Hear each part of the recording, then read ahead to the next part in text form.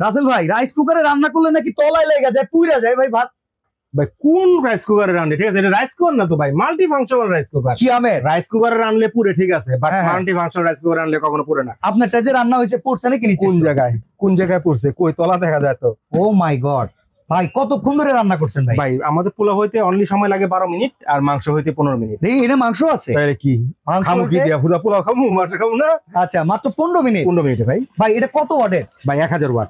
দাম কত ভাই? অনলি হ্যাঁ 3500। ভাই এটা 1.8 এর দাম কত? 2850 টাকা। ভাই 3.2 এর দাম কত? 4200। হাড়ি কয়টা থাকে ভাই? ভাই হাড়ি কিনবেন না আবার মাল্টি ফাংশনাল রাইস কুকার কিনবেন? মাল্টি ফাংশনাল রাইস কুকার কিনা? তাইলে যদি মাল্টি ফাংশনাল রাইস কুকার কিনেন, কারণ আমরা 4 হাড়ি 5 হাড়ি 10 হাড়ি দেই না। আচ্ছা আমাদের থাকবে একটা স্টিম পট, আচ্ছা একটা থাকবে নন স্টিকের পাতিল, ওকে আটা থাকবে স্টিলের পাতিল, টোটাল হচ্ছে 3টা। আচ্ছা এই তিনটা মিলায়া টোটাল এই সেটটার প্রাইস 2.8 লিটার। হ্যাঁ 3500 টাকা।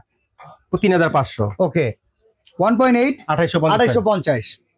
3.2 হ্যাঁ। 4200। ওকে